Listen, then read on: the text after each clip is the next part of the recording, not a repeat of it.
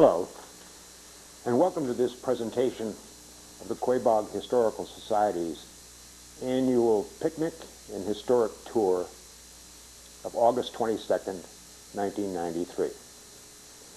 Each year the Society has its annual picnic at the Jedediah Foster site on Foster Hill Road. After the usual type of a business meeting, which only takes a few minutes mercifully, we then go on a historic tour conducted by our indefatigable researcher and historian, Bob Wilder of Brookfield. Bob is a leading historian and researcher in archival matters in the state of Massachusetts.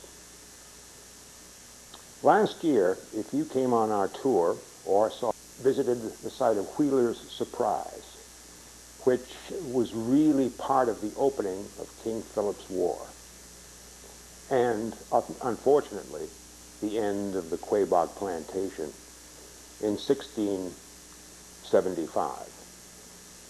For 10 years, no one lived here other than the Native Americans. However, in 1686, the first people began to settle what then became known as the Second Settlement, and finally as Brookfield itself. All was quiet for a period of 7 years until 1693, when again the area was visited by a terrible massacre, which finally extended into what became known then as the French and Indian War. So the picnic that you're going to see today will be followed by a visit to the site where this all began, that is the massacre of the Second Settlement, and to other points of interest during the period of the Second Settlement. Now, the Second Settlement was East Brookfield, Brookfield, and North Brookfield. However, that's enough for me. I'm going to put the meeting and the tour into the capable hands of our guide, Bob Wilder. So relax and enjoy yourselves, and I hope that this is informative. Thank you.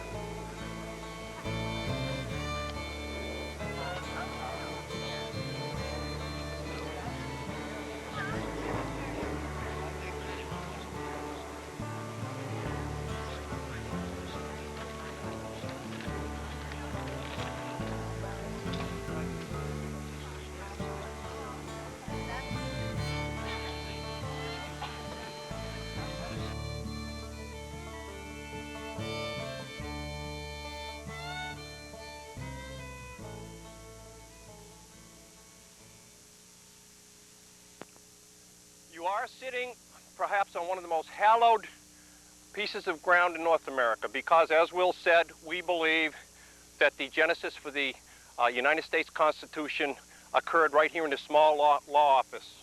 We're very proud of that. We're vocal about it. We want everybody to know that. We bring our school kids here, we show them, we believe in it, and we love it. We want to share it with everyone we can. Secondly, when the town originally began, in 1660, people were already living here when the Indians sold this land to the English, and they came here from the settlements to the east. The very first house that was built here is located just a bit forward of where that big gray pickup truck is. That was Mr. Warner's house, and for years this was called Warner's Hill. That was in 1660.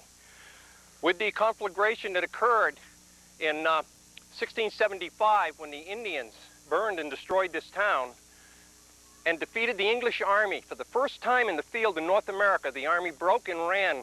The Indians had enormous success.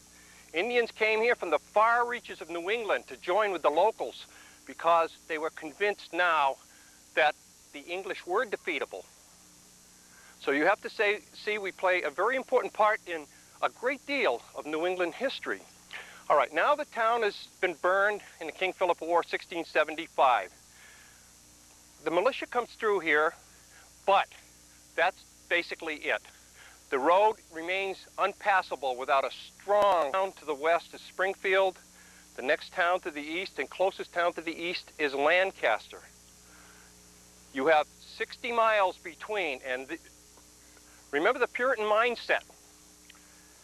If it's dark, it's bad.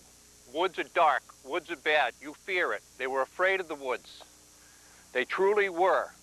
So in order for a man to move into this part of the country, there had to be a strong desire to improve his family's lifestyle. And there was that in America. For the first time, an Englishman could own land.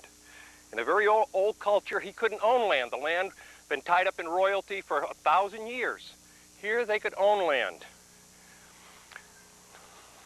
I want to, again, before we get to our tour, this map, as you're looking at it, it's a large square. 8-mile square, 9 miles on the Warren-Ware side. 65 square miles, actually, altogether. 5 miles. I added an extra mile. Right here, in the town of Warren, on Coy Hill, the little hill with the radio tower that you see to the west of us, John Pynchon from Springfield had a grant of land, 500 acres. By 1717, the trouble of people in town, 100 families in this huge 65 square mile area was so troubled that he got this square mile that they protested at the general court, and the general court says, fine, we'll give you a square mile to make up for it. So into what was later called West Medfield or Sturbridge.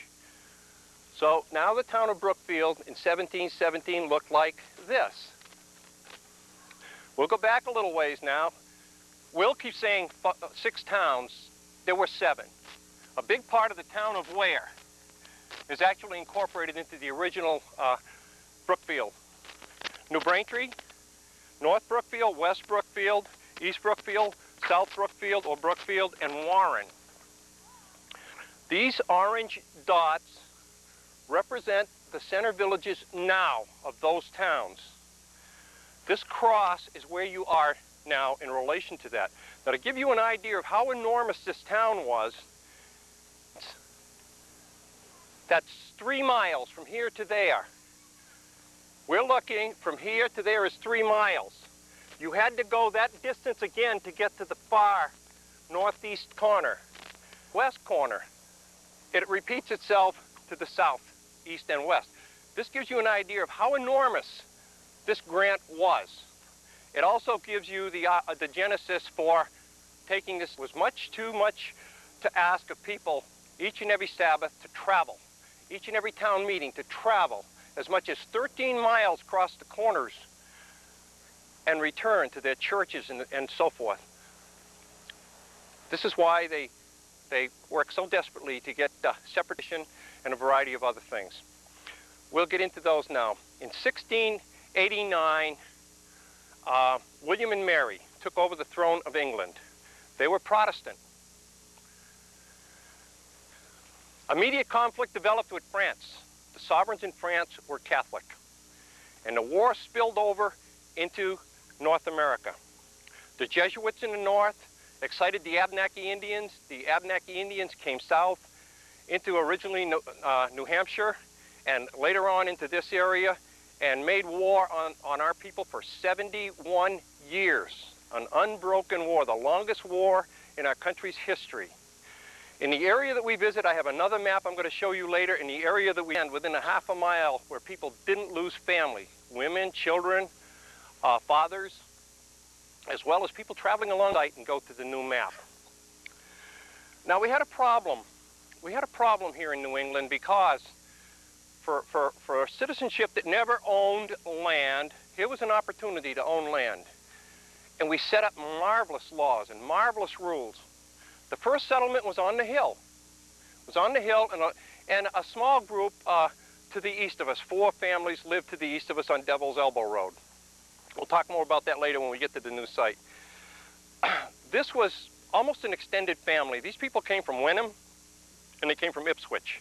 A lot of them knew each other. A lot of them did business dealings together, And so consequently, there was this interaction between the families that lived here. And it was small that the town was destroyed.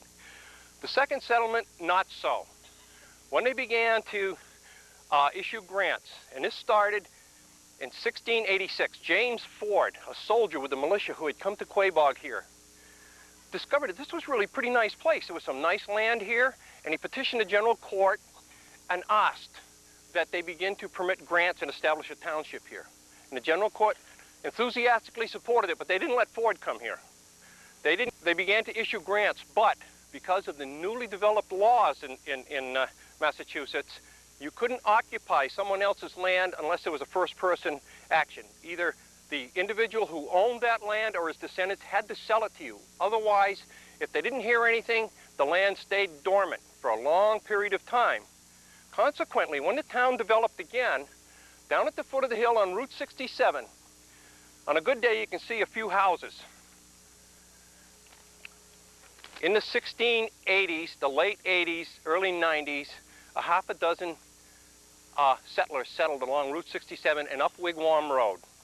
And there was a garrison down there, Gilbert Garrison. Matter of fact, there's a nice stone right near the elementary school that shows you approximately where they... This is the second part of the settlement. The first part actually occurs where we're going to visit.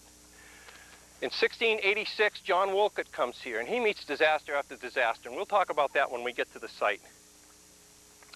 His father and his brother come here. All of them suffer over a great period of time. We'll talk about that later as well. But the original second settlement begins out beyond what's called Elm Hill Road on the corner of Slab City, and we'll talk about what that is later. The military highway that passed through did not pass through here. This is the Post Road. This is the Boston Post Road. This was 1763. That's late. That's fairly modern. We're talking about 1673. The road came from... The people that follow me into the swamp will get a chance to see what the road looked like and some of the bridges that were there. We'll deal with that again later as well. This is the road we're talking about. It actually came into the first settlement over the hill, joined the road on the other side, and went on its way. We won't follow its path because it's not essential to what we're doing here. Now,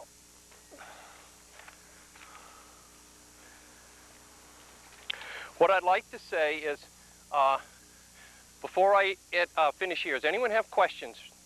Because this is basically all that we're going to do at this site. We're going to move to the other site and spend most of our time. Does anyone have questions on anything that I may have said up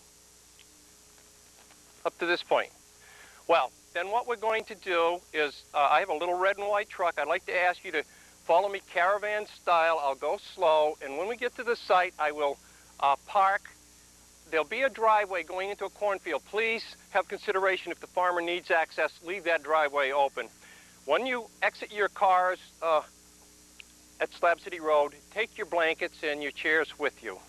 And Nancy, the lady with the plaid shirt, my helper here, she'll be there to show you where to go.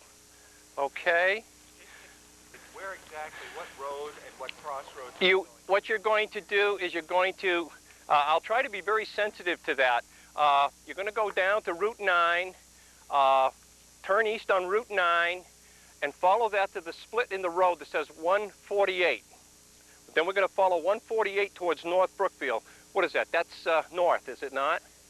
148 north. You follow that till you come to another crotch in the road. The crotch in the road is North Brookfield 148. You don't want that. You want to go to Elm Hill Farm. You go past Elm Hill Farm, and just beyond that, you'll begin to see the markers where the folks lived and where the roads were and so forth. And then keep driving until you see the cars lined up on the right-hand side of the road. Okay, with that in mind, then we're going to retire from here, and the next place, and we're going to relive the events that happened there.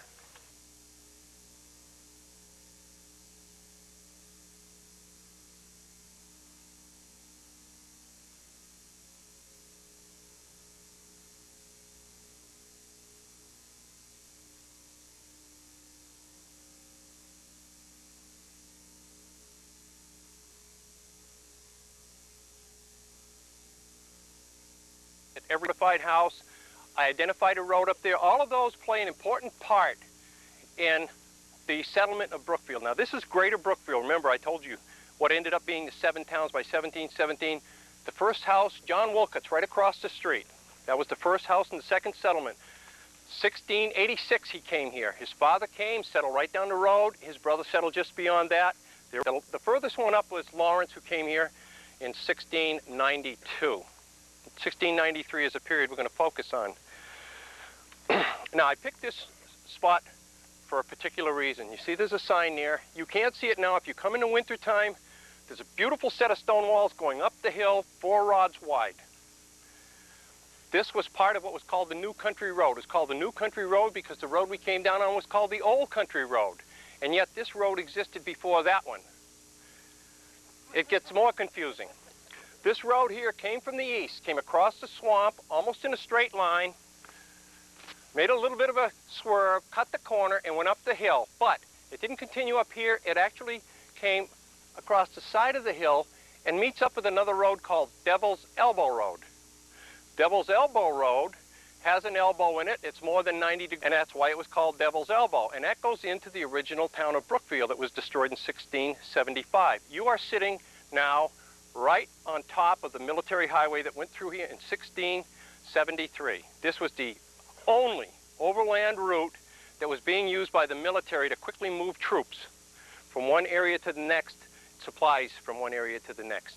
The alternative to that was to go by water down the Connecticut River and up to the Connecticut River Valley towns. People, families like us, couldn't travel through this wilderness 60 miles until Brookfield existed. Then a hard day's push, you could get here in a day, a long day, and another hard day, you could get to Hadley or you could get to Springfield. But you had sanctuary with a militia in between. This is primary, this is important. And even with that, we met disaster. Okay, now we're going to go back. We're going to go back 300 years and 3 weeks. It's noon, July 29th, 1693. You saw Mr. Lawrence's first sign up there, Mr. Lawrence's house on the right-hand side coming down, left-hand side coming down. The house was assaulted. I'll tell you by whom and what numbers shortly. They were assaulted. 2 of the Lawrence boys were there. 3 of the brothers lived there. No women were living there at the time. It was assaulted. One of the brothers, Daniel, was 18 years old. He was taken prisoner. The older brother, Thomas, was quizzed. You tell us how many men live in the garrison at the other side of town and we'll spare your life. So he told them there were 6 men and they promptly killed him. He was found in the road with his hair removed. There was a bounty even that early. It's a terrible thing to follow your lunch with, isn't it? At any rate, then the Indians came down the hill. They ran into the Joseph Mason house. Joseph Mason was killed. His 1-year-old son was killed. We'll talk more about them later. Then they proceeded down the hill, and the next house they found was directly across the street from us. And incidentally, when we leave here, there's a wonderful 18th century center chimney house that's been sitting there until about 100 years ago. And the cellar hole is there. It's better to see it in the wintertime than now, but we can wander in and peek at it and then come back out if you like before we leave for the swamp. It's really quite an experience. I lived here 30 years before I found it, so it's kind of a thrill to me to see that. Anyway, the Indians set upon the Wolcott house. Joseph Wolcott Sr., with his 4-year-old boy, ran into heavy swamp right behind his property, hid his wife in the bushes and ran. Well, his wife and 2 children. There was a little girl 1.5 years, and there was a 6-year-old girl and the wife. And the wife got hysterical, the little girl started crying, and they all lost their lives as a result. They didn't go down further because they didn't know that Wolcott Sr. lived down there, and I'll tell you about that in a few moments. The letter. Is the letter circulating here? Okay. The letter. Mr. Pynchon writes a letter, and he says, today, a traveler heading east on the New Bay Path. Well, he doesn't call it the New Bay Path, on the King's Highway. This was the King's Highway. The old one, it took a completely different route, and it was very arduous. It went up through Steerage Rock and Warren, and it was a very difficult road. This became the best road. Davis, he says, Davis checked in and said Davis had come down this road across Devil's Elbow, across the top of face of Foster Hill, not where we were sitting, but the top face, the north face of it. And he got within 500 feet of that house, and he saw what he said was 40 or 50 Indians milling around in the yard. And he turned and he ran. They fired at him and he got away. And he went back to the garrison. Now the garrison was located down beyond the bandstand in West Brookfield. That was the only garrison house standing in Brookfield at the time. That was Gilbert's. That was Gilbert's place. Then he left there and went on to Springfield to report. In the meantime, John Wolcott, Root, he gets to Gilbert and he tells him what's happened. But he says he thinks his wife and girls are alive because he hid them. The result was Mr. Pynchon immediately, being the colonel of militia, sent and called for troops. And he drew in troops from all of the area towns up through Westfield and Northfield. And he brought in 28 mounted soldiers. From Springfield and from Westfield, he got another 30 mounted soldiers. And they proceeded to Quaboag. There were a couple of draft dodgers. We found out about them later. I'll tell you about them. They even had them then as well. But they proceeded to Quaboag. First thing he did was reconnoiter this site. And yes, he found 6 bodies. So they're buried. There's a wonderful stone put up by the Quaboag Historic Society back 1901-1903 period, right down the road on the right-hand side here. That does not indicate where they were buried. It was just an ideal spot to put it. The events occurred from the apple barn at Elm Hill Farm down to this site here. This is where everything occurred, okay? When you look at the map later on, you'll be able to put things into perspective because you are here. I'll use my pen now and I'll show you what I just told you. Wolcott's family was attacked. Wife and children. Mason, he died. His child is killed, his son is killed, and his wife and baby are kidnapped. Daniel Lawrence is captured, Thomas Lawrence is killed. Now, John Lawrence, another brother, is at Owens, Sam Owens Tavern. That's down here between Wigwam Road and Route 67. As you're heading north into North Brookfield, it'll be just past Wigwam Road on the left-hand side. And we have a descendant of Sam Owen here. Where is he? Sir, we have many generation descendant of Sam Owen who came to our little presentation. Every once in a while we get a gem like this, and it's wonderful that you do that, and thank you. He was at the Owens Tavern, he heard about it. He rushed up here, found his brother dead in the road. He headed for Springfield with his piece of information. He meets a sad end later on. We'll talk about him a little later. The militia arrives here, they bury the dead, reconnoiter, decide it's too late. They go back to the garrison and wait. They spend the night. The next day they start off. They follow the Indians' trail through Wolcott's woodlot, which is directly across the street. They come out somewhere near where we have the Buxton Hill sign, Buxton Hill Road sign. Follow these people for 10 miles and they find where the Indians had stopped the first night. And there they found the dead Mason baby. The Indians had killed the baby. They also found Mr. killed him and ate part of the horse. That's the only sign they had. So the militia pushed on. They pushed on hard. They found their nooning for the next day.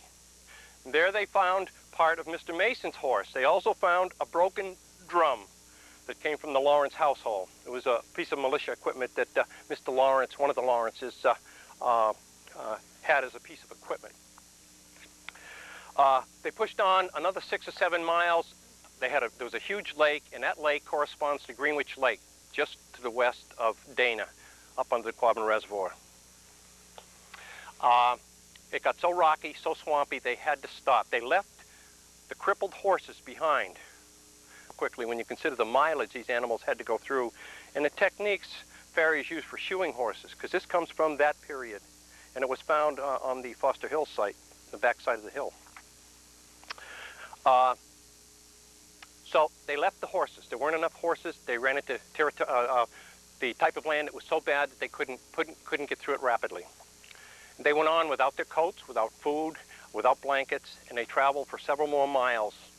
No sign of the Indians, so they retired for the night. They lay down there and got up real early in the morning. Now the morning, I want to make sure this is right. It should be the morning of the 30th. Yes.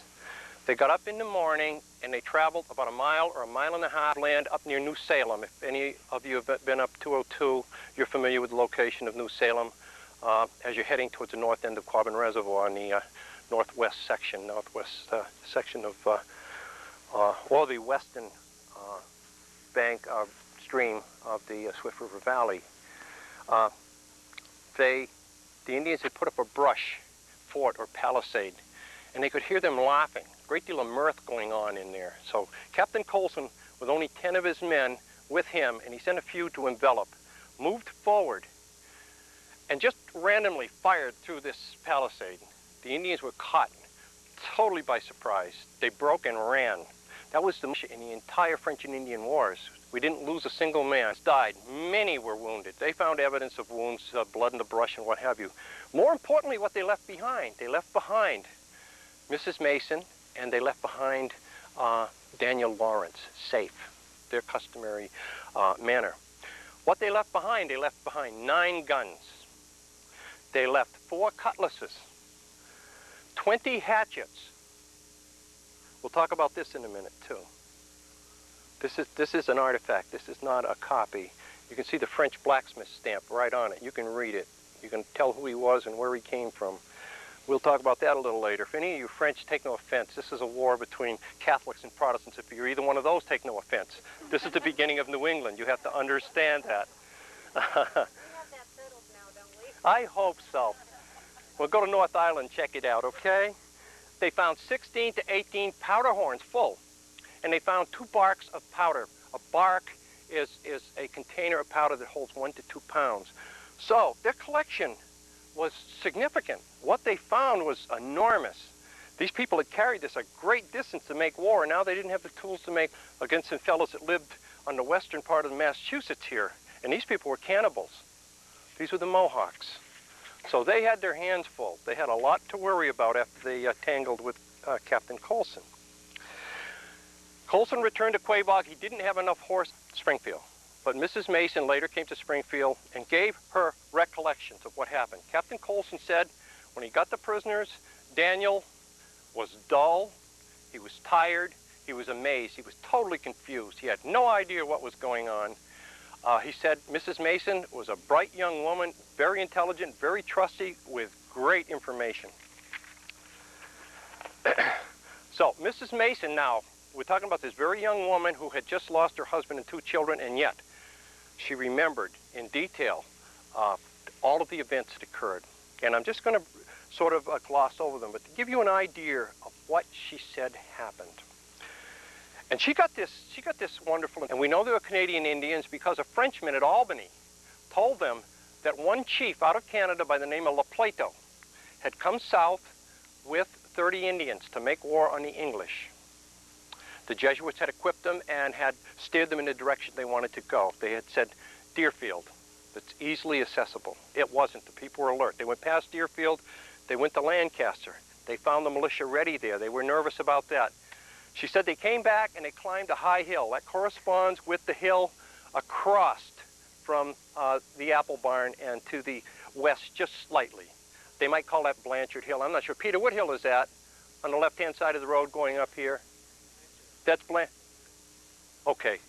At any rate, they climbed that hill and they looked down and they saw Lawrence's house, an idea. And this is what brought fire down on this small community. They stumbled onto Lawrence's house. She said that when they saw the house, they were afraid. They reconnoitered the area and they discovered the garrison house down on the other side of town. That's one of the reasons that they held Thomas, saying, if you tell us how many are at the garrison, we'll spare your life. And when he did, of course, they killed him. 6 days they waited. They finally got up the courage and they came down through and did the damage that we talked about. She knew about this because she says among them was a rogue. A rogue. His name was Captain John. He was a local Indian who spoke excellent English. He said if he didn't have this command of the English language, these Canadian Indians would have killed him. He talked to her. He told her many of these things. The end result was she remembered and she passed this on. She says that after the Indians came to the Mason house, they had just sat down to have their dinner.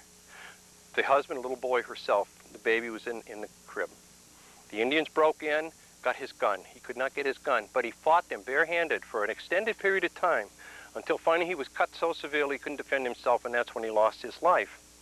She fought them too, and that may be what saved her life. They admired her and took her as a prisoner. While they were there, and they inquired of her, you know, we went to Deerfield 2 months ago, and when we got done there, the Englishmen, instead of coming after us, went and got all the local Indians and locked them up. Why did they do that, and where are they? Well, she didn't know. But yes, they did, and they were still locked up, because that was an Englishman habit. You know, anybody looks like an Indian. If you know where they are, you're safe. We did that some more in the Second World War with the Japanese. But this was something we learned very early. Get rid of everybody that looks the same, and your enemy is gone. Well, she said also that when they got to the canoe, they had intended to kill the young Lawrence because they didn't figure he had... Mrs. Mason then left here. She did not return here, but we find that she ended up in Brookfield, probably lived down where the new bridge crosses the railroad track on Route 148, and the bridge crosses the river. It's called Mason's Point, and very early maps and very early records talk about Mason's Brook and Mason's Kiln.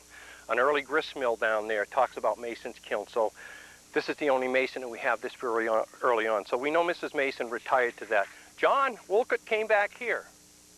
John Wolcott came back here. John Lawrence came back here, and the next year the Indians caught him and killed him. So he didn't get very far. Now, in 1702 and 1712, we had what was called the Queen Anne War. We had a change of command. We got another queen. The war went on. It just went on. And we're going to talk about all the things that happened during that war in just a couple of minutes. But I've thrown a lot at you at one time. So before I go any further, does anyone want to ask any questions about, you know where you are in relation to where everybody lived and the things that happened within a half a mile of here, all of the events that occurred in 1673? Because we're going to start to expand out of that area now. Does anyone have questions? Yes, sir. I do, Bob. Now, you mentioned a day's travel to come from the settlements in Lancaster Yes. to here, then another day to Springfield. Were they walking? Fuck that. By horse, pushing hard, you could make it in a day. Riding or? Riding, yes. Carts? No carts. That's a misnomer. The roads in that period of time did not allow for the passage of 2- or 4-wheel vehicles. Not at all. These were not moving. They might move in town roads. You might improve a town road well enough to move from, say, the commons with your wood for the winter, or from the marshes down along the river with your free hay. But that's the extent of it. No, not between settlements. You did not have. When you got into a big community, Springfield was not a big community at the time, but when you got into some of the larger communities to the east, you began to find people using 2-wheel carts. But it wasn't until after the Revolutionary War that 2-wheel chaises showed up right here in North Brookfield. And then they only had 3 between 1780 and 1800 in that whole town, which was the biggest town in the area. So you see, wheel carts are not common yet. So a child would be held then? Wow. Yes, or be carried on an animal. Oh, okay. Yes. Any other questions? Well, yes, sir.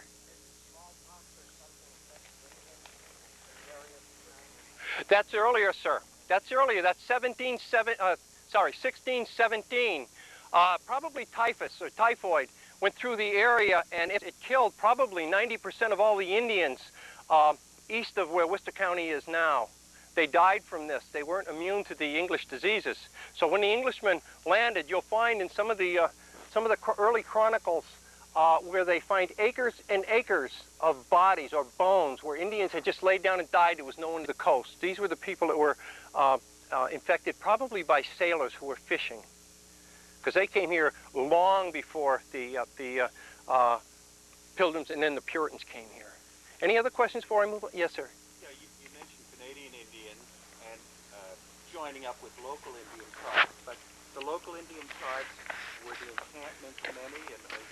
I'll read this to you shortly. I've got a wonderful thing I just found within the last month. And I'll read this to you, and it talks about local Indians and gives you an idea of the intrigue. The locals sometimes weren't local, but I'll give you an idea of some of the intrigue that occurred here. Primarily, this was a war of Canadian Indians. The Jesuits, they considered Englishmen infidels. Periodically, they would apportion out an Englishman. He would be eaten. They were cannibals. Ticonderoga, Frenchtown, often, many an Englishman ended up in the cookpots of the Indians down there. You have to put that in perspective and think of that. The Mohawks to the west of us preyed on the Abnakis, and they were terrified of the Mohawks because they knew they'd go into their cookpots.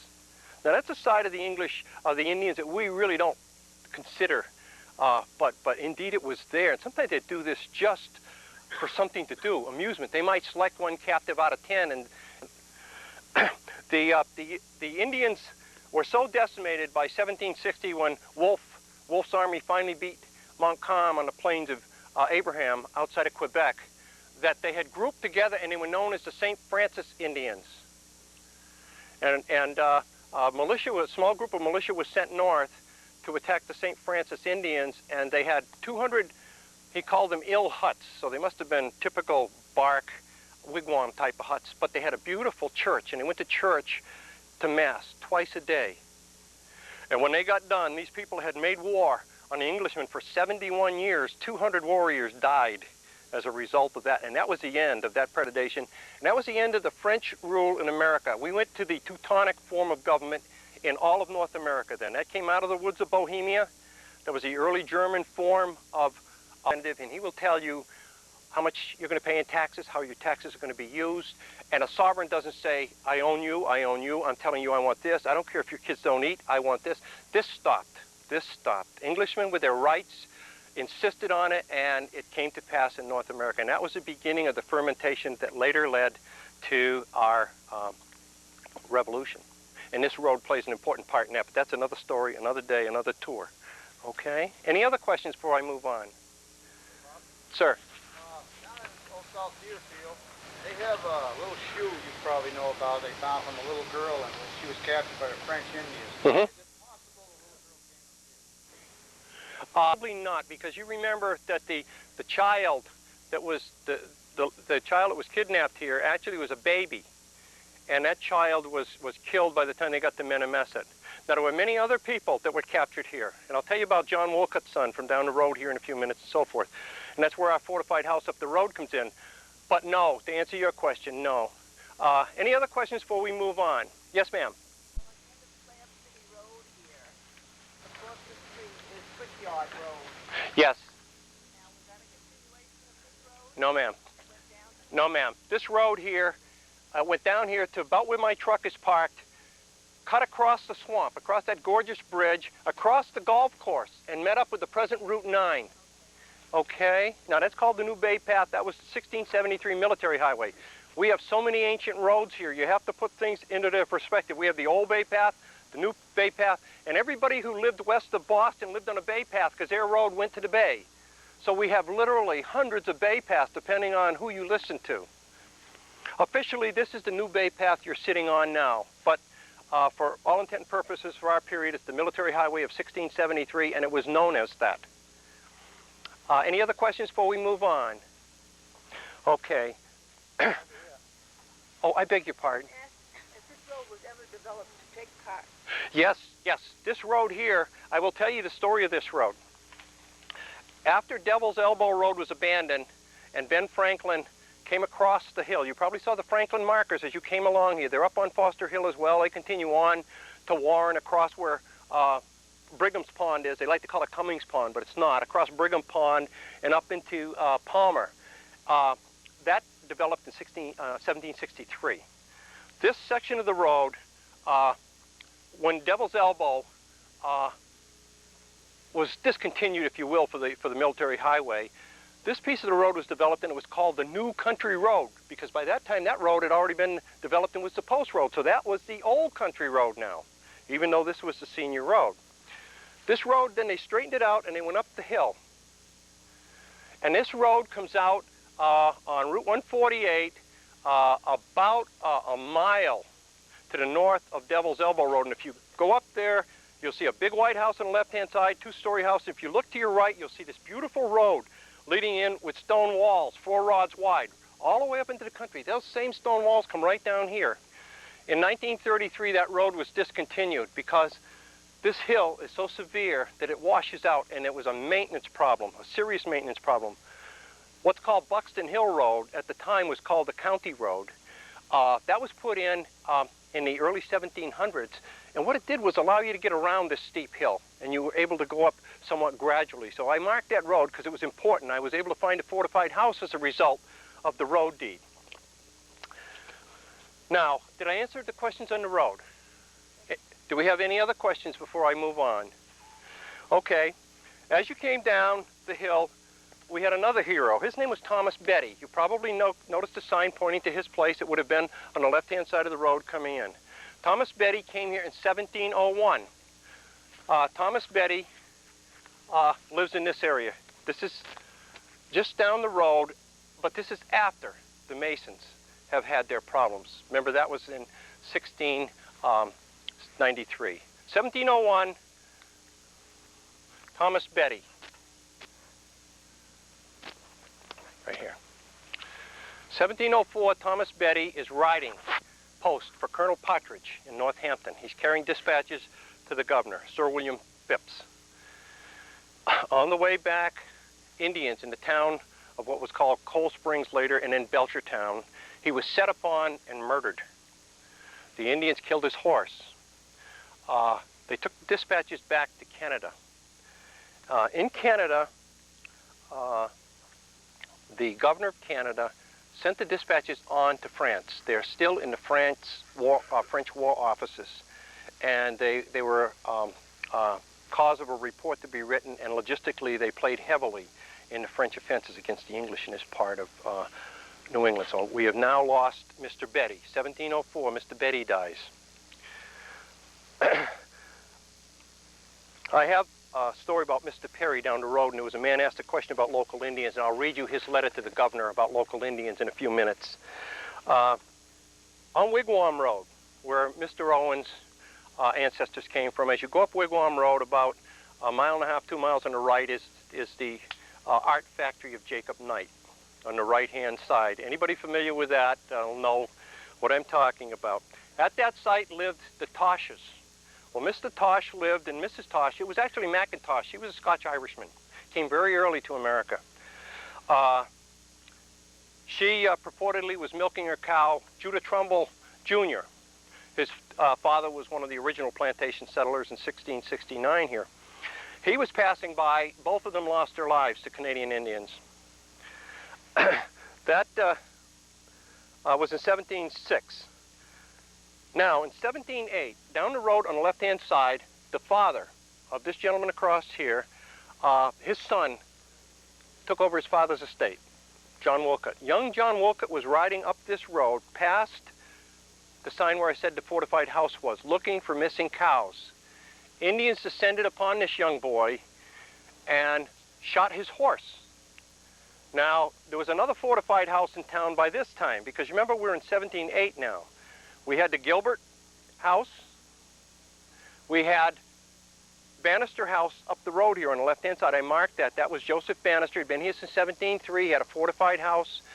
At the alarm, all the men were to go to that. All of the women and children were to proceed to that place, because that was the most easily defended place.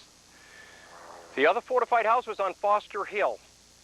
If you go on Foster Hill, you see a nice monument put there by one of the descendants of the Eyre family. As you head to the east, there's an empty field. That's where Pritchard's field was. On that field, Jennings had moved in there, and Jennings had a fortified house. When they fired at this young boy on this road, 6 men from Jennings heard it and came. They thought that the Bannister fortified house was under attack. The Indians ambushed them. One fellow by the name of Elijah Bartlett lost his nerve and started running, and they killed him. The other 5 stood their ground back to back. They had the belief that if you looked an Indian in the eye, he couldn't look at you. If he couldn't look at you, he couldn't shoot you. So they did. And 3 of them got wounded anyway. One of them later loses his life, and I'll tell you about that. But a huge dog came running to see what the commotion was, and one of the guys, one of the Englishmen, had the presence of mind to say, "This is Captain Williams' dog. He must be on the way." Well, the Indians didn't know who Captain Williams was, but if you had an officer that size, he had a large command. It was time to go. So they booked. They were gone, and it saved these 5 guys. 3 of them got a pension from the government. One of them, the pension didn't last very long. I'll talk about him a little later. Now, that's the fortified house you see up the road. I got the young boy, John Wolcott, incidentally, went on to Canada, spent 7 or 8 years here, forgot the English language. They made a Frenchman of him.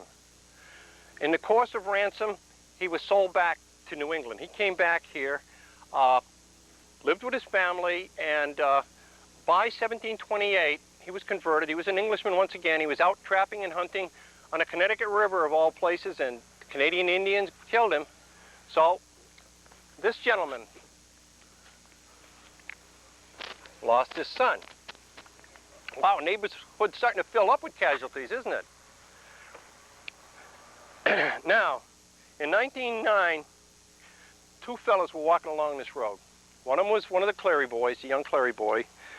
And the other was Robert Granger. He was brother to the Wolcott woman who got killed along with the two daughters right across the road here. The Indians killed them both. Well, Clary lived up this hill about a quarter of a mile. It's a wonderful cellar hole still there. We can't go up there to visit it. There's several beautiful 18th century cellar holes up there. Gorgeous, but we're not allowed up there, so I'll just have to tell you about them. However, just before the road crosses into what is called Devil's Elbow, that's where he resided. Now we'll come to the last disaster to happen in Brookfield, and it was a disaster. As you came down Route 9 in Brookfield, or West Brookfield, heading for Brookfield, there's a house on the right-hand side, a nursing house on the left-hand side, and you look down into the river and you see this huge, what appears to be a swamp. The early records identify Brookfield not as Quaboag and not as Brookfield, but Swampfield, and there's no negative connotations because we have what purports to be the second largest area of meadow hay, fresh meadow hay in Massachusetts. There's over 17,000 acres in the greater Brookfield area of free hay. You don't have to plant it, you don't have to tend it, all you have to do is mow it and bring it in. There were 6 men out there making hay. These Indians came down off the hill, they attacked them, they killed all 6.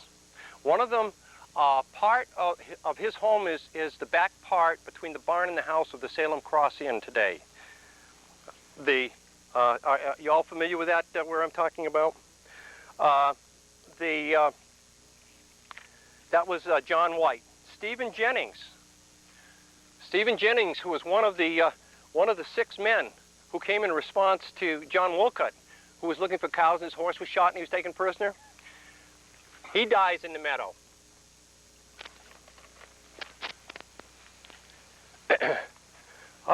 Up the road here, short ways, Mr. Kellogg lives. Mr. Kellogg loses his son. Mr. Kellogg loses his son. There's a wonderful cellar hole on that site today, and again, we can't visit it. I'm very sorry for that. Then, down the road here, you'll see a dairy farm. And there was 3 of our preachers. They came, they were here for a year or 2, they left. This was the preachers for all of the Brookfields at the time. The last preacher to come here was in 1706. His name was Grosvenor. His son John died down there in the meadow. So now you begin to see, look what's happened to this neighborhood in a half a mile. Look at the number of people who were either captured or lost their lives. And we're only talking about an area that's less than a mile. After the massacre here, the people collectively applied to John Pynchon in Springfield and asked permission to abandon the town. He said, no, you cannot do that. Remember I said earlier they don't have a right to pick up and leave. They have to have permission to close it down. He said, no. He said, if you did, you would render both the military highway and the Hadley Path inoperable. People could not use it. It would not be open to commerce. You cannot leave. But what we will do is to staff your town with militia. So what they did was put most males in the town on the payroll as part of the militia, and they sent in 8 additional men and periodically sent more. Now, I told you earlier that we had draft dodgers problems then. After this altercation in 1693, the same John Pynchon now changes hats. He's Justice of the Peace of the court in Springfield. And Tilly Merrick, who becomes famous in Brookfield history somewhat later, and Ben Cooley are summoned to court for failing His Majesty's service against his enemies in Brookfield. It's kind of a slip of the tongue because it was her enemies, but nonetheless, we'll accept it for what it's worth.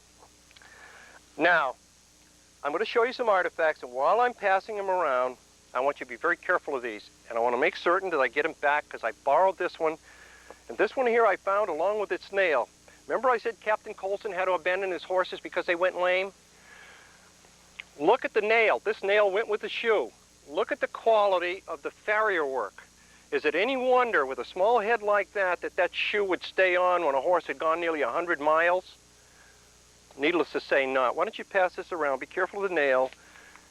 pass it around quickly so everyone can share in this. This comes from the backside of Foster Hill on the old military highway.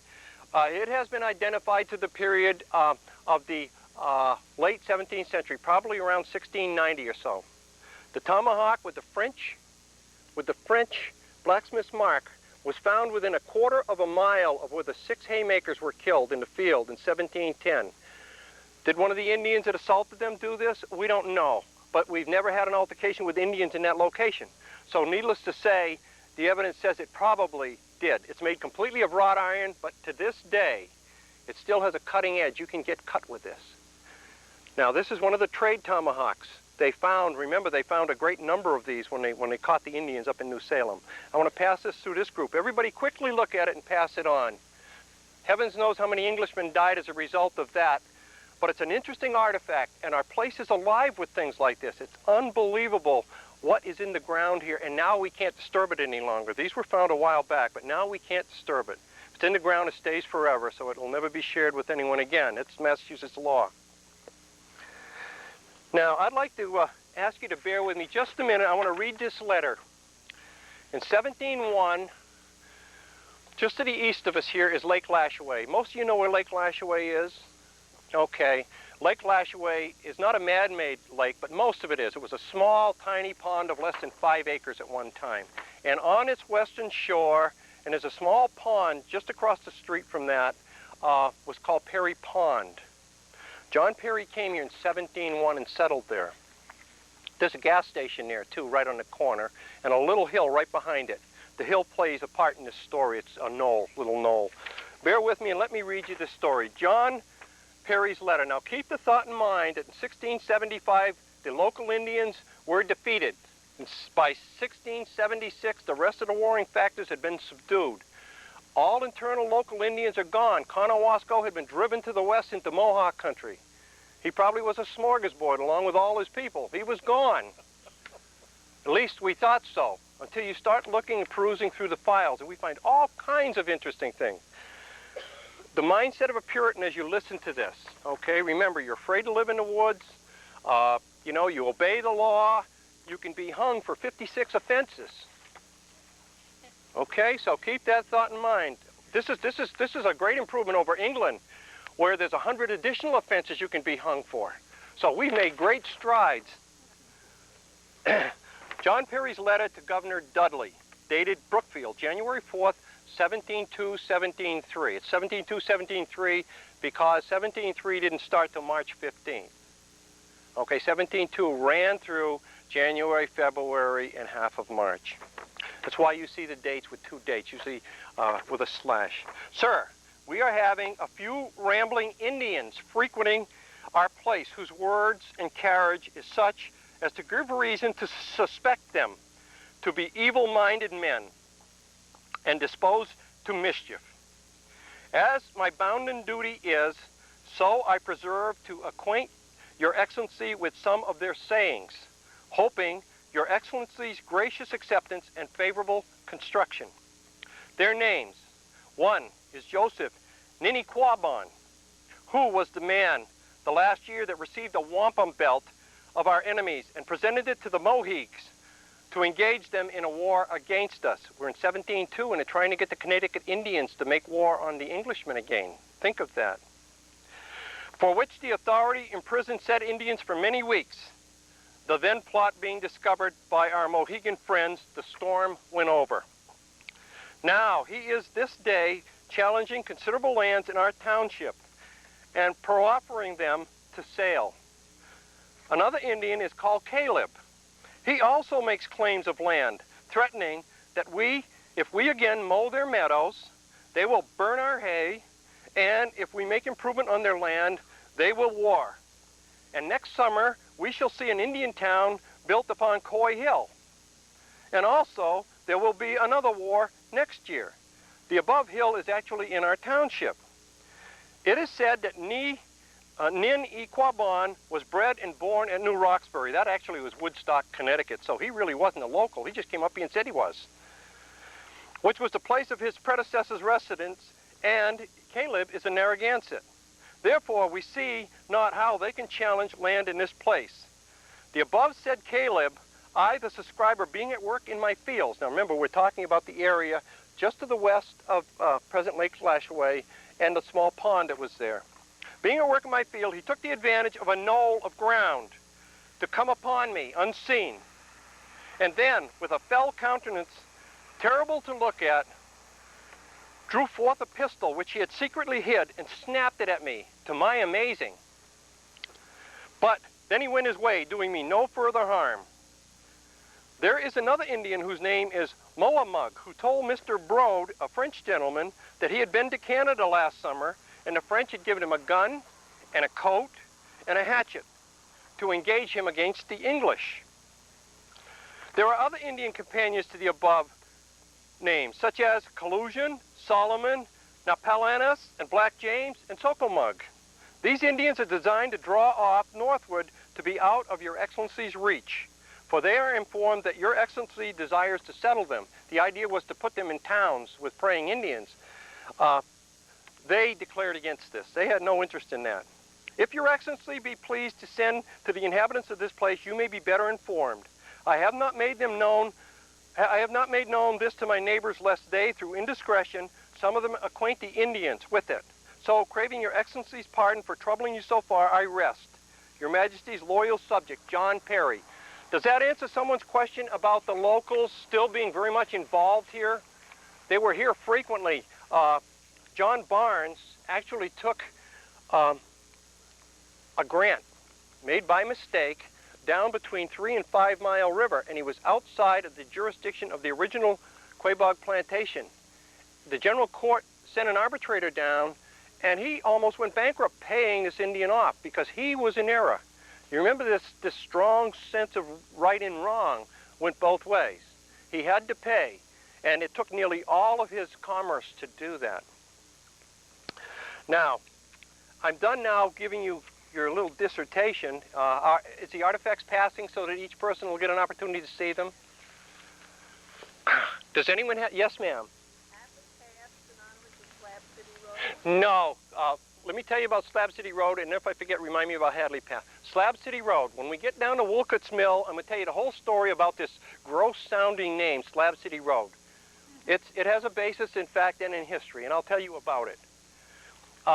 Hadley Path, in the 1670s, a split was made to the west of Lake Quaboag, and it went up over Coy Hill, came down through Ware, crossed the river at the Narrows, went out through the town of later called Coal Springs, later Belchertown, on through Amherst and into Hadley. It also had a fork connection for Northampton. That was the Hadley Path. The Hadley Path existed at the time of this massacre. The Hadley Path was just coming into use at the time the original settlement was destroyed in 1675. So that was a split in the path to take the militia and commerce to the northern Connecticut River Valley towns, as opposed to the military path that went to Springfield, Westfield, and so forth, and the Connecticut towns, Hartford, and so forth. Okay? I'll tell you, are you coming to the rest of the tour?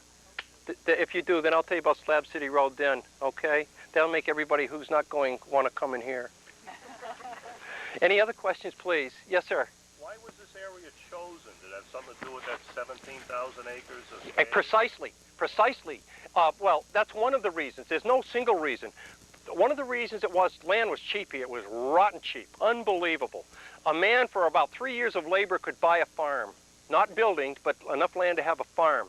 That wasn't common in New England, but it was incentive to come here. Secondly, when they first came here, it was sort of an extended family out of Ipswich. In May of 1660, the residents of Ipswich petitioned the general court saying, we've run out of land. I mean, they had minimum numbers of people, but they had large grants, so they had no more land. They wanted land so the children would have something to live on. Because you can only split the family farm so many ways, and then you've run out of land and it's not a viable farm any longer, you see? What was the size of the farm? It varied. It depended. In the original settlement, the farm sizes were varied. They would be 20 acres, 40 acres, and some in cases, very wealthy men had 100 acres, and they usually got an additional lot of meadowland for their hay and so forth. That might be the swamp here or the swamp up on Coy's Brook or one of those areas, so that they could make hay. And I'd invite you to look at this map, and it'll give you the acreage. It'll give you an idea of what size farms each one of these folks had.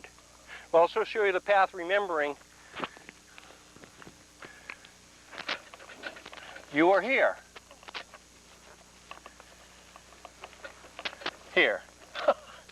And okay, so if you get a chance, you can come and look at this, and it'll sort of give you an idea, probably answer some of your questions. Any other questions while we're at it? Can I ask you, what's the 3 Mile River? 7 Mile and 5 Mile River.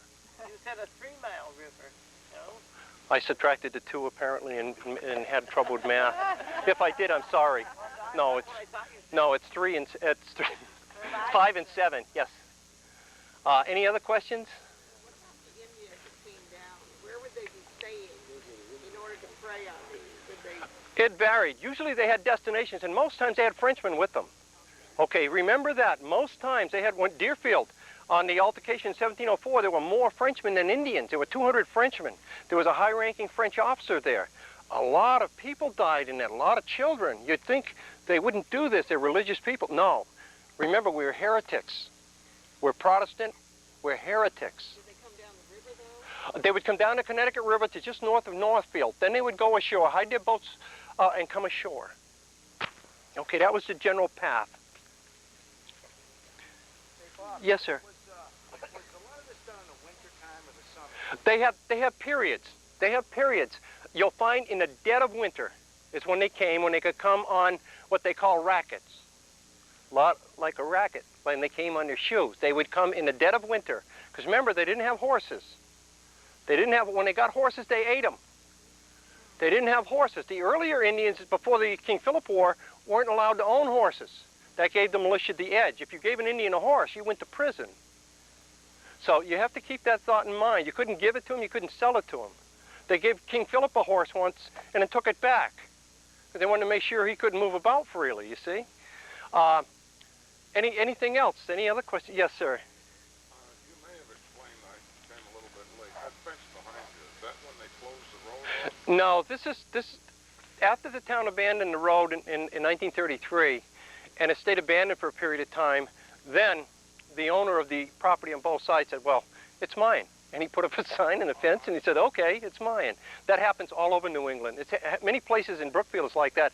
I mean, Brookfield being all of the Brookfields. There are many roads like that. Devil's Elbow is like that on the other end, where one day Mr. Richardson put up a gate and said, well, the town doesn't take care of it anymore, it's mine. And nobody argued with him. I wondered if it was just a barrier that they put up. Well, they posted it as well, and because they've been on it so long, under Massachusetts land laws, they actually own it. If they can prove that they've been using it for, 17 years, they own it, and they've used it for that long. As this gentleman from the road, the nephew of Mrs. Means, who owns all this, was telling us, this has been in their family probably close to 140 years. Any other questions? Okay, it's almost 3:15, and we still have a ways to go. Could I collect my artifacts? If there's anyone that wants to see it, I'll have Nancy. Nancy is the lady with her hand up back there. Put your hand up, lady. Can you see her? She'll have the artifacts with us, so you can catch up with her and you can look at them, okay? It's not a very long walk. It's probably about as far as that huge tree you see down here, maybe just a little further. There's a beautiful slab bridge. You can see the construction that took place, but understand, we're talking 1673. Someone had to put in that causeway across that swamp. That was the first road connecting the east and the west that was viable. There was another one through Sturbridge that was not. So understand they had to use this road. When the militia came and relieved the siege in Brookfield in 1675, they traveled across that bridge. Remember that, the 45 militiamen and the 5 Indians that relieved the siege of the original settlement in 1675 traveled this way. So you're traveling on very, very historic grounds when we pass over some of these paths that we're crossing. This is pristine. No one has disturbed this. This remains the way it was. Notice the causeway, how it was made, the bridge, how it was made, why it was made. And then if you have anything more to talk about, because it's so congested, we're going to be able to go out, look at the bridge, turn around and come back. I only cleared the brush as much as I could, and that took a lot of time. We'll come back, and if you have any other questions, we'll meet here before we go back to Wolcott Mill. Okay? And that's close by here, and then you can all go home. All right, with that, we're going to start. I'm going to shut this off. There'll be no conversation till we get there, okay?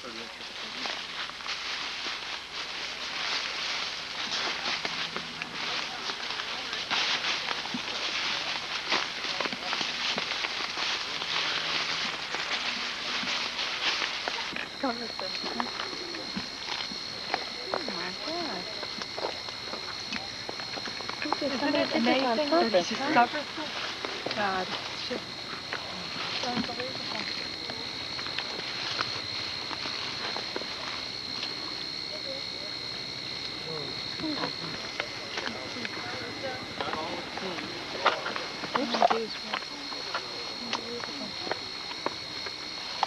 Are you the one who had your descendants? Yes. Were from this? Wow. Unbelievable. Yeah. Circle. Kind of cul-de-sac here, and go back around. It's a pretty big stone to move. Yeah, that's quite a slab. That's very important. Way back then to make something like this. So step back the other way, let others have you in there. Neat, huh? This is a bridge. Doesn't look much like a bridge to him. Yeah, right. Really great to get 1 second on this over here with the cameraman. Well, Cheryl, is there for you, so jump in. Yeah. Knowing how much you like water. Look what's holding a deep part of the...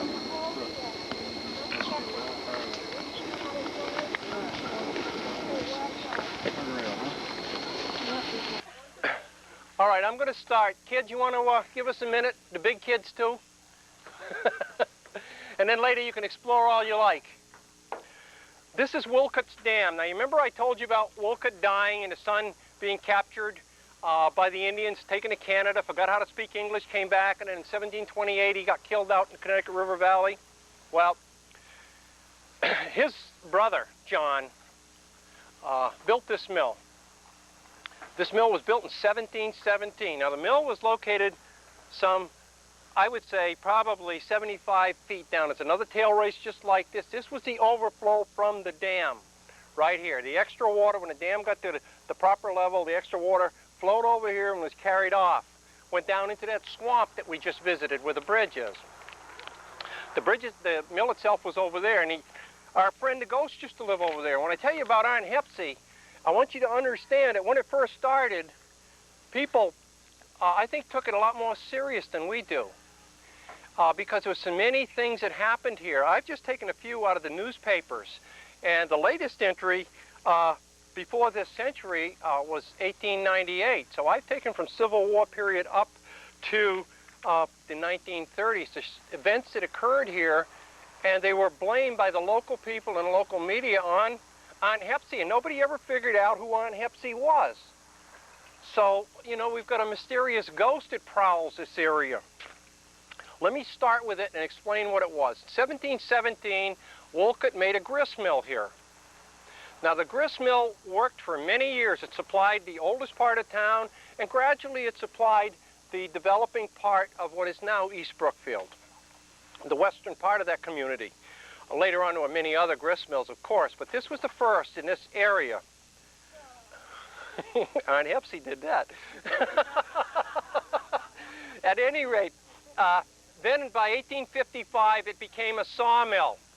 Now, we sawed a lot of coniferous trees here. Now, when you saw coniferous trees, pine trees and what have you, you can't use what the edges you cut off as firewood because of the creosote tannin and what have you that builds up and creates soot and the various compounds that create chimney fire. So they had to get rid of all these slabs.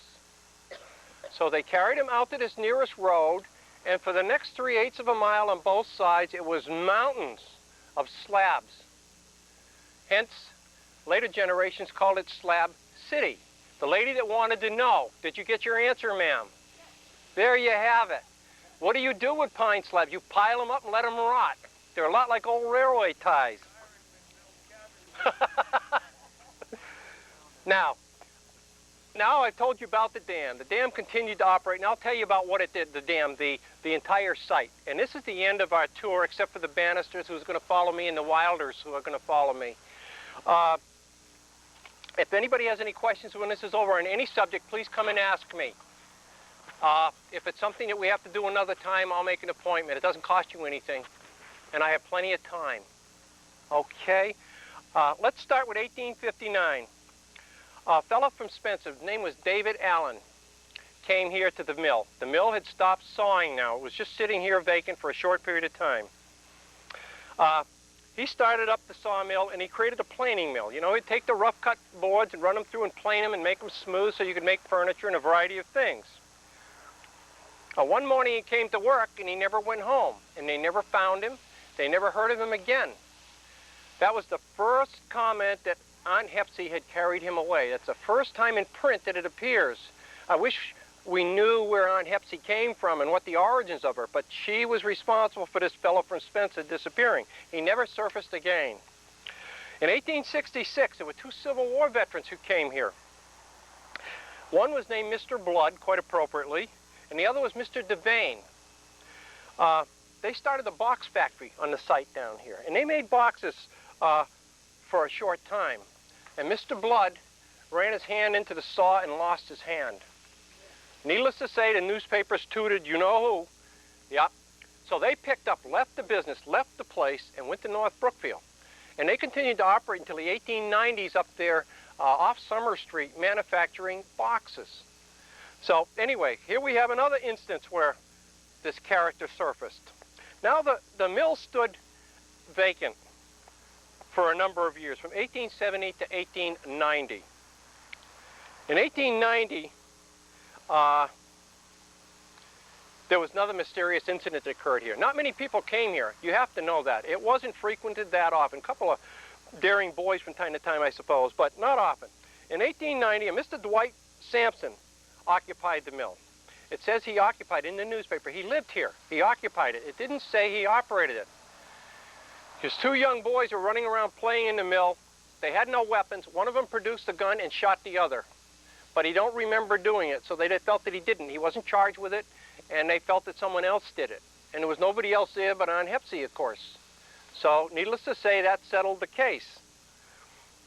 Now, it goes on into our times. We'll go into the 19-teens. A fellow built this dam up, and he started to cut ice here. And he cut an entire ice house full of ice. And when he went to sell it, he couldn't sell it because it had turned so murky you couldn't see through the ice. It was unappetizing, and people would not use it in their households. Later on, they claim that it's vegetation and other things in a small pond like this, but this pond is regularly fed and regularly feeds off. And like most ponds like this, the water should have been reasonably clean in at least a certain section. Not so. Aunt Hepsy took the blame for that. And in the 1930s, a gentleman came along and he said, well, you've got this wonderful dam, you've got the source of water here, we're going to dam it up and we're going to begin to use it for recreational purposes. Matter of fact, right up on top of this section of the dam, there used to be a historian in town who focused on the post roads. His father found a pine tree shilling. Now we're going back very early when we were still His Majesty's subjects. He found a pristine pine tree shilling right on top of this while he was sitting up there one day. I haven't found one, and I've looked all over the place, but there might be others up there. Anyway, this gentleman built this dam up in the 30s, and the water level rose. And going towards East Brookfield is a nice brick house right across the street from a gas station.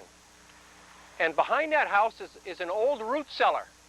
Now, the root cellar was put in sometime in the 1800s, which was typical of root cellars for that period, and it never caused people a problem when this dam was operating.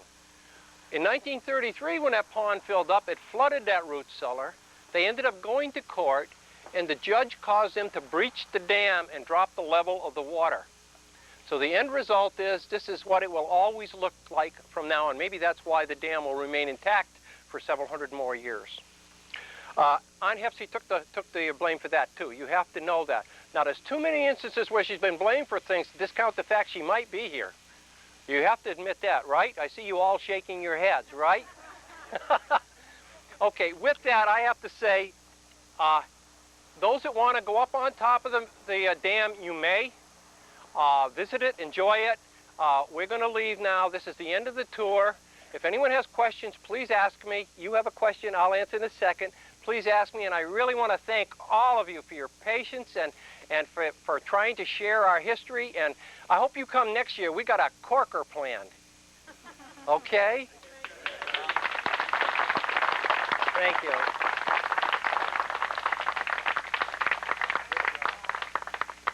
Thank you very much. Anyone have questions now before? Yes, ma'am. Wolcott built the dam?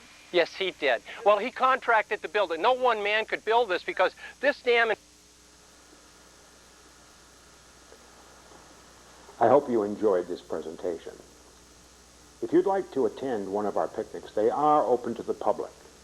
And the one scheduled for 1994 will be the third Sunday in August, which is the 21st. And I have been promised by Bob another outstanding trip. He's told me that he believes he has found the site of one of the few known underground homes that some of the original settlers used. It was not terribly common, but there were some. In addition, this segment is being filmed in the Museum of the Quaboag Historical Society, which is on the second floor of the Miriam Gilbert Library in West Brookfield. We have artifacts from this period if you're interested in viewing them. And our hours are 9 to 1 each Saturday during the summer months of July and August. Further, if you'd like to become a member of the Quaboag Historical Society, that can be easily arranged. Simply write to Quaboag Historical Society, Post Office Box 806, West Brookfield, Massachusetts, 01585, or telephone 508-867-2541. Thank you, and hope to see you all at the picnic next